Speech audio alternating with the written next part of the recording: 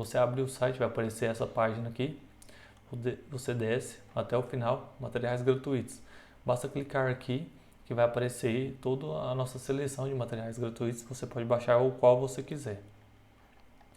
Além dos materiais gratuitos, temos também materiais para PMDF, materiais para PMG, Polícia Penal. Fala pessoal, beleza? Hoje faremos uma revisão de literatura específica para PMMG. Lembrando que toda segunda-feira eu estou fazendo revisões, tá? Na segunda passada foi criminologia, específico para PMDF. Hoje literatura específico para PMMG. E lembrando que em algumas segundas-feiras eu vou fazer a conciliação, ou seja, revisão que serve tanto para PMDF, tanto para PMMG, que assim vocês estudam para ambos os concursos, beleza? Então, antes de mais nada, eu lembro que esse material aqui não é, por exemplo, um resumo que eu fiz do livro. Esse material, por completo, eu pesquisei na internet, ou seja, eu fui procurar alguns resumos dos dois livros que é cobrado em literatura na PMMG e fui copiando os resumos lá e pegando as principais partes. Então, esse material aqui, ele não é vendido, tá? Ele está disponível de forma gratuita no meu site, é só vocês entrarem lá. Aqui no link abaixo tem a descrição, vocês cliquem aí e baixem lá de forma gratuita. O material completo, ele todo é pegado no site, tá? Então, eu fui lendo ali os resumos e montei os resumos, coloquei algumas questões e tudo mais. Então, assim, esse material não é vendido, não é de autoria minha, beleza? Inclusive, em todas as partes que eu pego dos sites, tem o site onde eu peguei embaixo, tá? Tem a autoria e tudo mais. Então, esse material é de forma gratuita e ele não é vendido e não é de autoria minha. Eu fiz um resumo. Por que eu fiz esse resumo? Coloquei aqui para vocês, ó. O livro de O Triste Fim de Policarpo Quaresma tem mais de 200 páginas. Memória Póstumas de Brás Cubas tem mais de 200 páginas, ou seja, no mínimo 400 páginas para ler. Qual o custo-benefício disso? Entendeu? Então você vai fazer uma prova onde tem 5 questões, dessas 5 questões você tem que ler mais de 400 páginas, tipo assim, inviável. Então a minha intenção nesse canal sempre foi ajudar os estudantes, então eu entrei no site, fiz alguns resumos, fiz um compilado ali, juntando um, juntando outro, e coloquei aqui. Coloquei aqui onde eu achei e tudo mais. Então, é de forma grátis esse material por inteiro. É só vocês baixarem lá. Nessa página aqui, é onde nós faremos esse resumo, essa revisão, eu já resumi. Ou seja, se vocês entrarem no meu site e baixar o material completo, ele está um pouco maior que esse aqui, tá? Esse aqui ele já está resumido, beleza? Então, primeiramente, vamos começar com o resumo do Memórias Póstumas de Brás Cubas. Personagens da obra. Brás Cubas, que é o protagonista da história e o narrador considerado o defunto autor. Virgília, filha do conselheiro Dutra e amante de Brás Cubas. Conselheiro Dutra, político e pai de Virgília. Lobo Neves, político e esposo de Virgília. Sabina, irmã de Brás Cubas, casada com Cotrim. Cotrim, marido de Sabina e tio de Nhan Lolo. Nhan Lolo é sobrinha de Cotrim e pretendente de Brás Cubas. Luiz Dutra, primo de Virgília. Dona Plácida, empregada de Virgília e álibi da relação de Virgília com Brás Cubas, porque Virgília é amante de Brás Cubas. Quincas Borba, filósofo, mendigo e amigo de infância de Brás Cubas. Marcela, prostituta e paixão da juventude de Brás Cubas. Eusébia, amiga da família de Brás Cubas. Eugênia, mulher manca e filha de Eusébia. Prudêncio, escravo de Brás Cubas. Por que eu coloquei isso aqui? Porque é importante vocês entenderem quem são os personagens dessa obra e a sua descrição. Igual aqui, Eugênia, mulher manca e filha de Eusébia. Então, assim, vocês têm que pegar esses detalhes, tá? Então, vou ler aqui para vocês o resumo que eu fiz. E peguei dos sites, né, o compilado. A narrativa começa quando Brás Cubas, após a morte, decide contar a história de sua vida.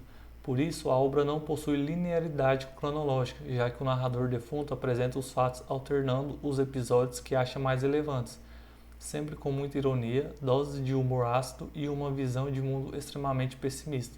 Sendo assim, iniciei a história a partir de seus últimos instantes de vida, com os delírios que antecedem a sua morte.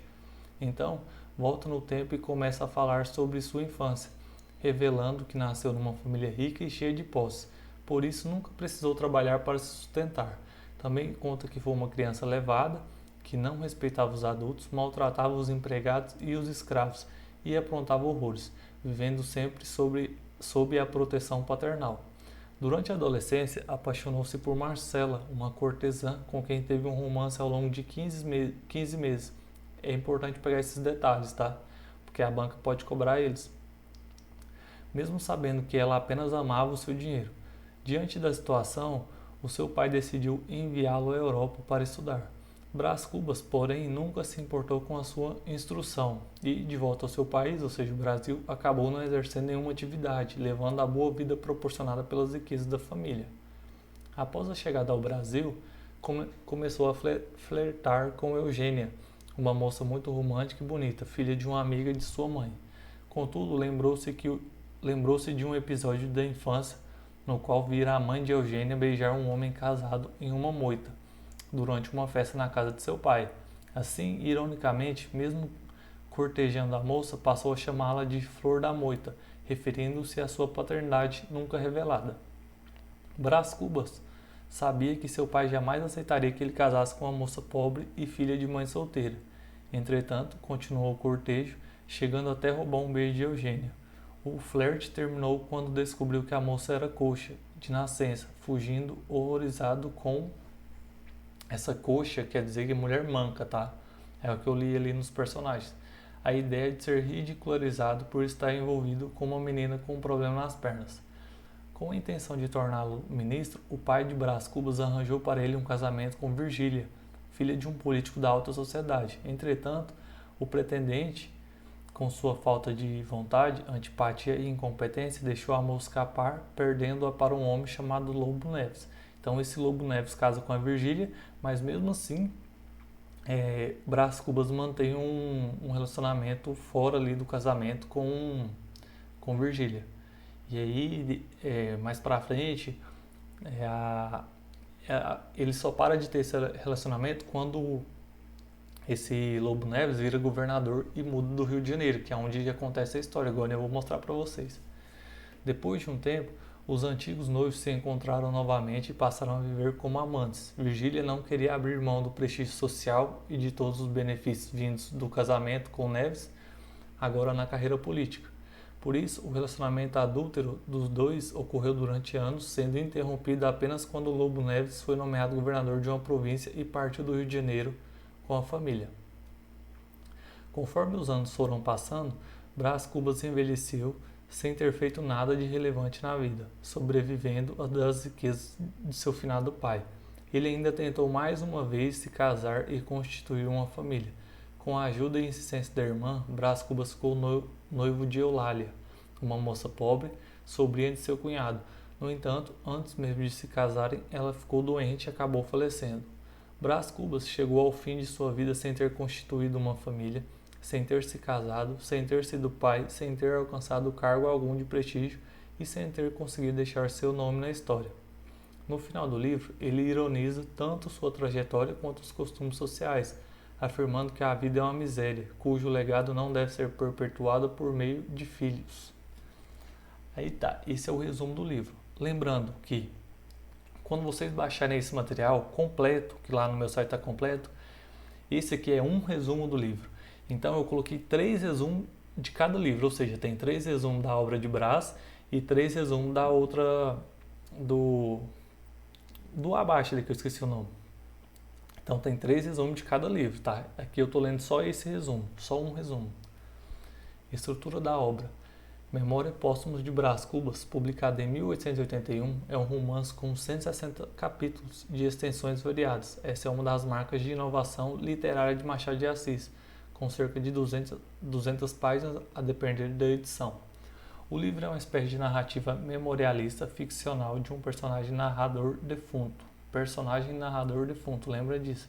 Assim, sua estrutura não segue uma linearidade e é permeada por flashbacks da vida do protagonista. O fato de Brás Cubas começar a história por sua morte, que deveria ser o final do livro, é outro sinal de originalidade. A obra marca o início do realismo no Brasil e de uma nova fase na escrita de Machado de Assis, sendo uma das mais importantes narrativas da literatura brasileira. Contexto histórico. O contexto histórico abordado na obra envolve desde a independência do Brasil, período no qual se passa a juventude do personagem principal, até o governo de Dom Pedro II, época marcada pela esperança de memória e crescimento durante o qual ocorre a vida adulta de Brás Cubas. Assim, Machado de Assis utiliza a própria trajetória do personagem para retratar as mudanças da sociedade brasileira. Agora, nota sobre o autor, que é importante vocês saberem também.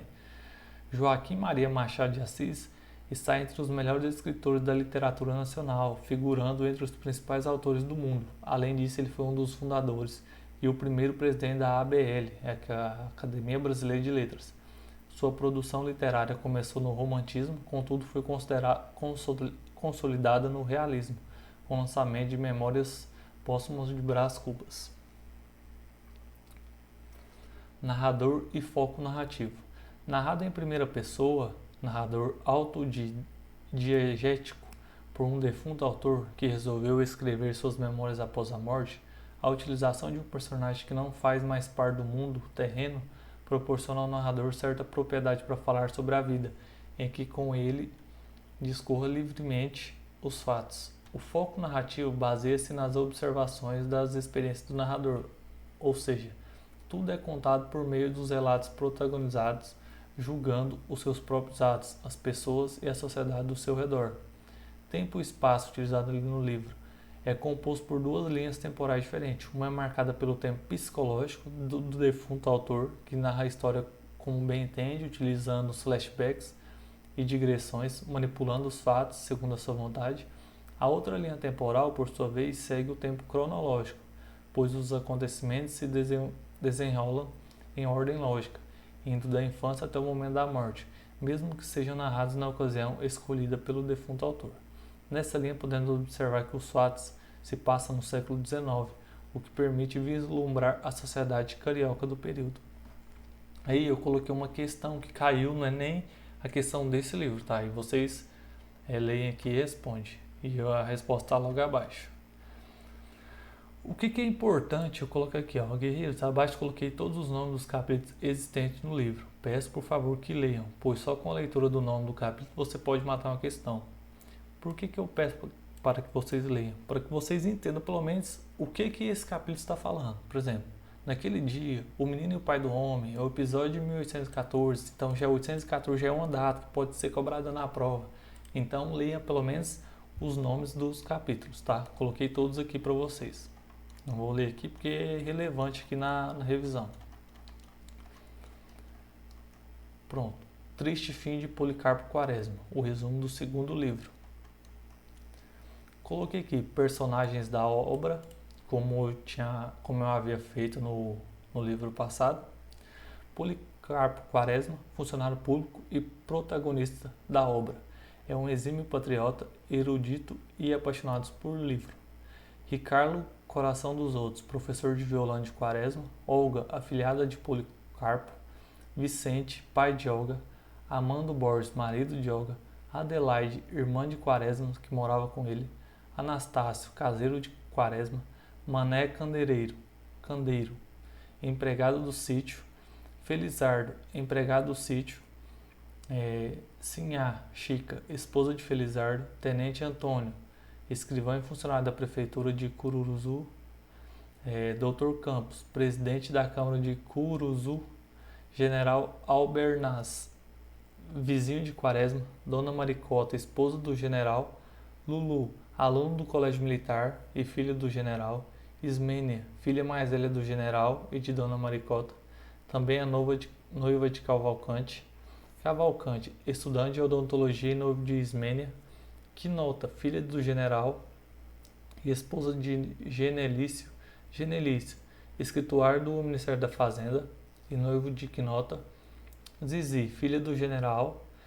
Lala, noiva do Tenente Fontes. Tenente Fontes, artilheiro e noivo de Lalá. Vivi, filha do general Albernaz. Contra-almirante Caldas, amigo do general Albernaz. Doutor Florencio, engenheiro e amigo do general. Senhor Bastos, contador e amigo do general. Capitão de bombeiros, Segismundo, amigo do general. E Marechal Floriano, o governante do país que foi presidente do Brasil entre 1891 a 1894. E aqui começa o resumo. Recapitulando, é um resumo, sendo que quando vocês baixarem quando vocês baixarem esse material, 3 resumos de cada livro, para ficar mais completo. O Triste Fim de Policarpo Quaresma, de Lima Barreto, narra a trajetória de Policarpo Quaresma, um patriota ímpar que causa estranheza nas pessoas pelos seus ideais e coragem. O livro é dividido em 3 partes. A primeira começa descrevendo a rotina do major que não era major realmente, era um apelido. Policarpo era um homem respeitado pela vizinhança, mas ao mesmo tempo o estranhavam por causa de seu amor pelos livros e pelo patriotismo exaltado. Começou a aprender violão, o que causou mais espantos aos seus vizinhos. Seu professor de música se chamava Ricardo, Coração dos Outros, seu amigo que irá lhe acompanhar até o fim.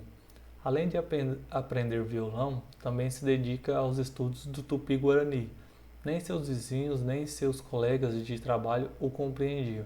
Policarpo buscava coisas verdadeiramente brasileiras, desde comida até a vestimenta. O auge de seu amor pela pátria foi quando fez um ofício para o ministro escrito em tupi, defendendo que a língua oficial deveria ser então essa. Como consequência, foi internado por 6 meses em um hospício, recebendo a visita apenas de Olga com seu pai. Na segunda parte do livro, seguindo o conselho de sua afilhada Olga, Policarpo compra um sítio e se muda para lá com sua irmã, chama o sítio de O Sossego, ou Sítio do Sossego. Retirado da cidade, surge uma nova paixão em Policarpo, a estudar botânica e aproveitar ao máximo da terra brasileira, que segundo ele era a melhor. Até que um dia o tenente Antônio Dutra, escrivão, foi até a casa de Policarpo e lhe pedir ajuda para a festa de Conceição. O major, contrário à política e das suas trocas de favores, nega ajuda. A partir de então, os políticos da área começam a fazer de tudo para prejudicar o sítio. Começam a cobrar taxas e impostos que não eram cobrados anteriormente. Pedem para que seja capinado todo ao redor do sítio. Além disso, os lucros eram pequenos. Todos esses contratempos começaram a desanimar Policarpo, que pensou que uma reforma agrária poderia até ser uma solução, mas que ainda era pequena diante de seus desejos de progresso para o Brasil. Policarpo queria uma mudança no governo. Terceira parte. Policarpo volta para a cidade assim que sabe que está ocorrendo uma revolta. O major fez um memorial acerca de suas experiências com a agricultura e entrega ao Marechal Floriano. Sem dar muita importância, Floriano convida Policarpo para ingressar na revolta. Policarpo aceita e é listado como major. Com a revolta, o cotidiano do Rio muda e a guerra acaba fazendo parte do cotidiano dos brasileiros. Ricardo, amigo de Policarpo, por ser considerado um patriota rebelde, é convocado para fazer parte do voluntário recalcitrante. Preocupado, Ricardo pede ajuda ao major, que não pode fazer nada. Triste por estar afastado do seu violão, Ricardo continua a servir. No decorrer da guerra, Policarpo dá ordens, vai para a troca de tiros e mata um homem. Muito arrependido e não acreditando ter feito isso, escreve para sua irmã um sentimento de perdão e culpa. Acabou se ferindo levemente, mas precisava de cuidados e precisou se afastar por um tempo. A revolta tem seu fim e Policarpo é levado para uma prisão, sem um motivo que o justifique. Quaresma se questiona por que, sendo ele tão patriota e tão apaixonado pelo país, teria aquele fim. Sabendo da notícia da prisão de Ricardo, tentava salvar o major a todo custo. Procura o tenente Albernaz, o coronel Bustamante, que mesmo sendo amigos de Policarpo, para não ficarem mal vistos, não fazem nada. Até que tem a ideia de procurar Olga, que mesmo contra a vontade do seu marido, vai até a prisão tentar liberar seu padrinho. Ao chegar lá e ouvir que seu padrinho é um traidor e bandido, Olga reflete que é melhor deixá-lo morrer com seu orgulho como um herói. Aí, agora, finalizado o resumo, parte daquela análise ali sobre o autor, a importância do livro, o período histórico. Afonso Henrique de Lima Barreto nasceu em 1881 no Rio de Janeiro. Órfão de mãe, tem uma brilhante trajetória na escola. Quando adulto, é jornalista, trabalha no Ministério da Guerra e escritor. É internado no hospício e falece no Rio de Janeiro em 1922. Além de 5 romances publicados, publicou sátiras, contos, artigos e crônicas. Importância do livro. O Triste Fim de Policarpo Quaresma inicialmente foi publicado no ano de 1911, através de folhetins no Jornal do Comércio. Só após 5 anos é que foi publicado em forma de livro, custeado pelo próprio autor. Assim que publicado, foi aclamado pela crítica, diferente de sua primeira obra, Recordações do escrivão Isaías. Período histórico. As histórias de Policarpo se passam durante os primeiros anos da República, precisamente durante o governo de Floriano Peixoto, que foi de 1891 a 1894. Porém, a obra foi escrita e publicada por Lima Barreto em 1911, 20 anos após esse contexto. Os fatos históricos sociais são bastante discutidos por Lima Barreto durante o enredo, já que o personagem principal é engajado e revolucionário. Análise. O Triste Fim de Policarpo Quaresma, romance narrado em terceira pessoa, possui um narrador que não julga os fatos, deixando assim livre o leitor para assumir sua posição ou defesa de contrariedade. O narrador passa por papel de leitor de sua própria história, narrando e esperando os acontecimentos. Em discussões entre personagens, o narrador não se posiciona nem mesmo julga suas atitudes. Assim, ao mesmo tempo que sentimos pena da ingenuidade de Policarpo, sentimos graça ao vermos tanto projetos e preocupações em comum. É a mesma visão que seus vizinhos possuem. Eles diziam que Policarpo não vivia a realidade e que não era em vão e estranho um homem que não cursou faculdade ler tantos livros. Policarpo não era compreendido e não fazia compreender, pois não buscava isso. Seu principal objetivo era repassar a cultura brasileira e exaltar o que de melhor havia no Brasil. O texto faz uma intertextualidade com Dom Quixote. O autor faz essa comparação tendo em vista que ambos não viviam a realidade, viviam seus sonhos e objetivos, embora parecesse estranho para os outros. As 3 partes em que são separados os livros representam os 3 grandes sonhos do personagem. Na primeira, Policarpo começa a aprender violão em busca nas modinhas brasileiras o resgate da cultura. Na segunda, ele se muda para o sítio, buscando assim retirar das terras brasileiras seu sustento e acreditando que com tanta terra fértil, o melhor para ser feito era ser aproveitado. Já na terceira e última parte, o major busca, através de sua participação na revolta, transformar o país. Acontece que, desde o título do livro, já está anunciado que o desfecho não será feliz. O brasileiro Policarpo, que tanto acreditava em mudanças e melhoras, que tanto valorizava do que o mais brasileiro havia, acaba sendo acusado de traidor e morre na prisão. Ele, antes de sua morte, chega à conclusão que toda a sua vida, sua luta e todos os seus sonhos foram em vão. A pátria brasileira, pela qual ele tanto sonhou e lutou, não existia. Aí eu coloquei o crédito e autoria aqui, o link, como eu disse para vocês, e questões relacionadas ao livro, né? Eu achei algumas questões e trouxe aqui para vocês responderem também. Então, pessoal, foi um resumo aí bem rápido, tá? Uma revisão rápida dos 2 livros. Eu vou deixar aí na descrição o link do site para vocês baixarem esse material completo de forma gratuita, beleza? Então, fiquem com Deus, bons estudos e boa sorte. Até a próxima.